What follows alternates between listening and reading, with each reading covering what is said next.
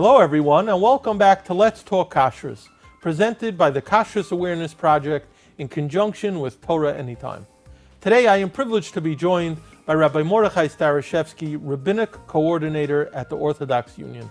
Thank you, Rabbi Starashevsky, for returning and coming back to speak to us once again. Good to be here again, thank you. Thank you. So last time we spoke about baby formula and other, Pesach. right? Yeah. Pesach, some other interesting topics. So it's great to have you back and for you to bring your expertise to the table to discuss about another very interesting topic that was raised, and that is lab-grown meat. There are many articles have been written about it. If people look into it, it's a very, very interesting topic. So first of all, tell us what it is, and then take us through the halachic ramifications of such meat. So lab-grown meat is otherwise known as clean meat, cultured meat.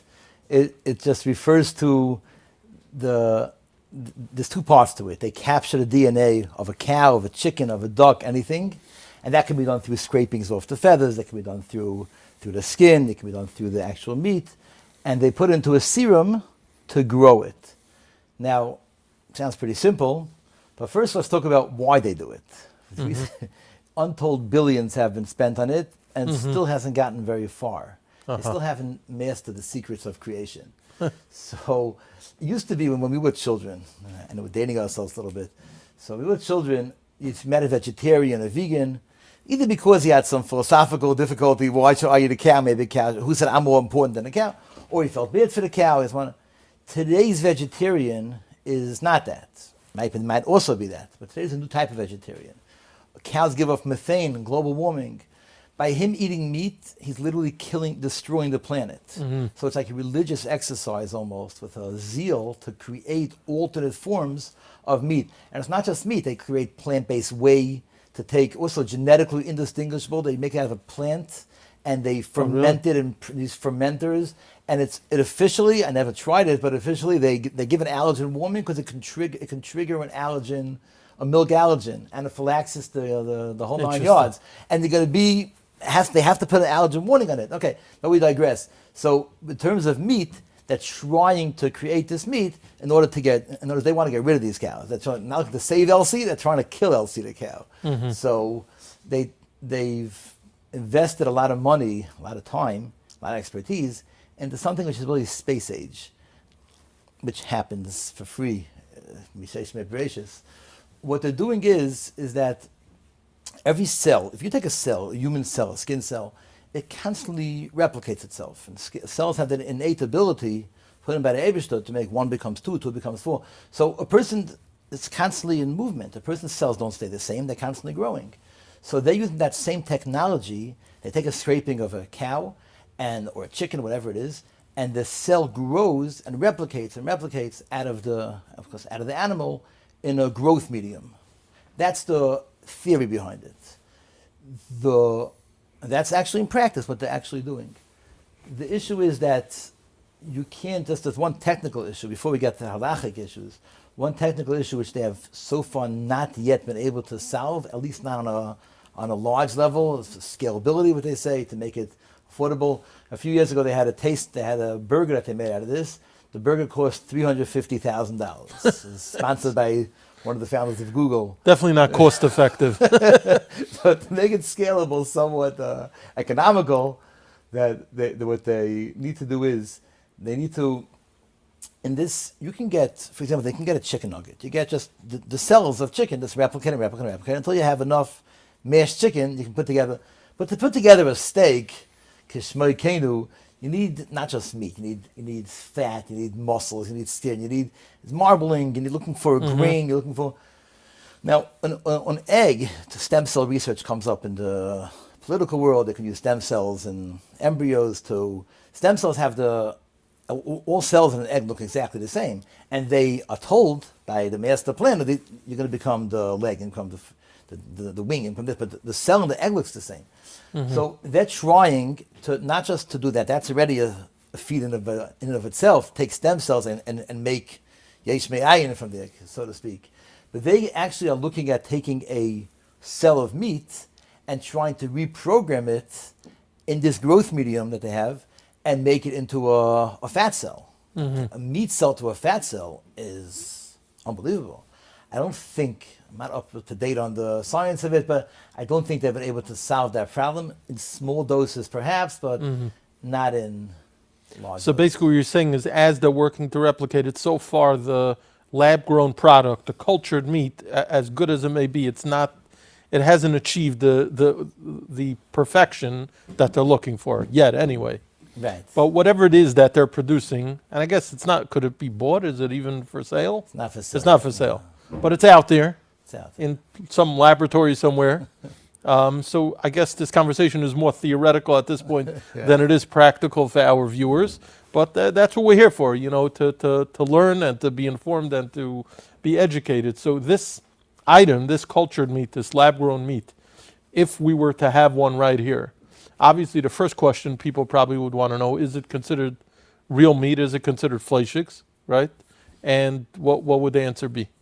So with regard to the halachic shalos of it, fleischiks, Rebbe Weiss wrote a whole tshuva saying why he considered it to be flesh. He had a raya for Gemara in Sanhedrin, a raya for Gemara in Menachos, a Taisa Menachos. He said it's meat, it looks like a meat, it walks like it's meat. That's his feeling on it, and really it's the most conservative approach. That's the approach the OU would take if it would ever become feasible, because the shilas that would come up otherwise, that real meat, it tastes like meat, it looks like meat, and the seller is parav. I mean, that's like a. But I mean, even though there are things like the Impossible Burger, which people who had it and people who eat it say that it's pretty good. It feels like meat. It somewhat tastes like meat. It resembles it. So you do see there are imitations that are pretty good. Right. Imitations are imitations. Yeah. Everybody understands that they take pea protein or whatever it is, chickpeas, and make them passable beyond meat, whatever. But there's a whole flavor industry making chemicals that replicate The taste. real thing, Right. So right. now we understand that the consumer has no issue with. They understand that's not what it is. A lot of butter products and milk products are not actually milk and butter, and therefore Right. that's fine. But when it comes to, it actually looks like meat, tastes like meat. It actually is indistinguishable from regular meat. It has the same sizzle on it, in theory, what they're hoping to get. So, I'll just say one fascinating discussion. Rabbi Shechter, Rabbi Shechter of the OU, and the OU, Baruch Hashem, has been zeicha throughout the years to have Rabbi Belsky and Rabbi Shechter, Bad L'chaim, and Rabbi Weiss is a posek. So we're zeicha to ask, this is not something you open up a Shulchan Aruch and fun, obviously. You have to go back to the sugya and try to find a raya and really bayos like a Moshe style, to bayos something, Yesh Mayayin, a Rashi somewhere. So Rabbi Shechter told you this. He doesn't subscribe to this. It's not meat. It's Really? replica meat. Yeah. So he's chaylik on Rabbi Weiss. Yeah, chaylik on that. What do you would do with safe? I don't know. We'll have to worry about it then. But Rabbi Shechter said when it comes to chicken, however, you take something from a chicken cell, from an egg cell, make a chicken out of it, imitation chicken. Yeah. That he holds is going to be the same halacha as chicken, because meat, basar v'chalav, this is not basar v'chalav. It's not Torah. It's midaraisa. Oif is midrabanan. Why would the chum goes around oif on chicken? Because it looks like meat. This also looks like meat. It's the same thing. It's the same halacha. So when I take regular meat, okay, regular meat is not meat, so it wouldn't even have it's midrabanan. It's. But here I'm making chicken, and chicken is itself a gezerah. It's not a new gezerah. It's that chicken that Chazal Asad, he feels that would have the same halacha over here. So it would be a problem? When it comes to chicken, he would hold it's a real problem with That's a problem. Right. But that's the fascinating distinction. That's interesting. Has, right. So you would hold that chicken is a problem, meat is not a problem. Meat is not We're a talking problem. about lab grown. Meat you can't make your own gezerahs. Meat, the chum didn't ask meat. And that's not a gzera because it's the same Hainu thing. hach. Hainu hach. Very That's why the interesting. chacham asked it, because it looks like meat. This also looks like meat.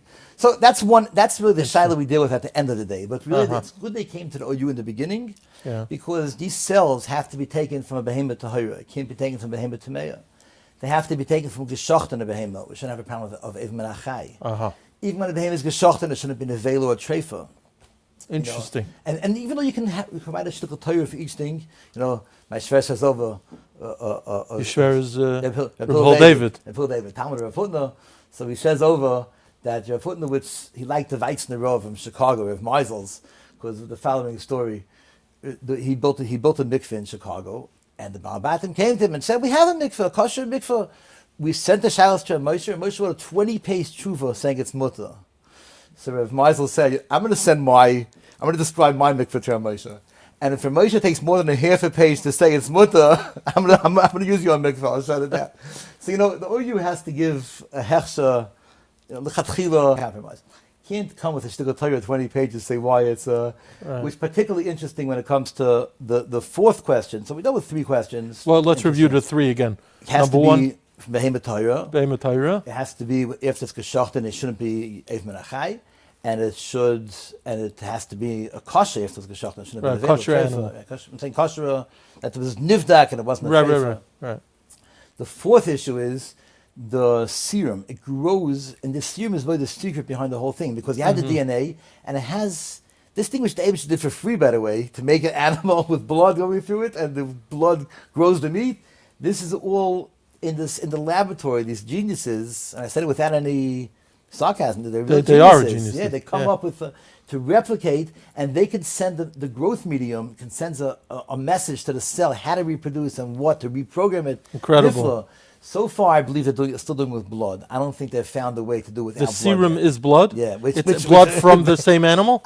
Or not the same animal, or maybe, Or that type of animal? Of it, maybe the same. And you're saying the blood would also have to come from even the blood, it's yotzim, it's an ingredient. Right. When something's in a behemoth, the blood is kosher. Once it's in the blood, it's an ingredient of something. It's obviously going to be also. And again, you can say shtickle Torah zev zegoyim. If it is zev zegoyim, nav zev zegoyim, that's not something which we would countenance and say, well, we have a shtickle Torah saying why it's mutter. So that's the fourth thing that they have to be careful with. And of course, so before the OU would give a hechsher, it has to meet all those four criteria. And it's good they came to us, because even though it's not yet scaled up, but the cell banks are already there. That they have already. Wow. That was all done on the tachas pikuach of the OU to make sure it was, it's... and it sounds like it's an evolving field where they're probably learning new things and things are changing. So I would tell our viewers to stay tuned. This is just our first conversation with Rabbi Starashevsky.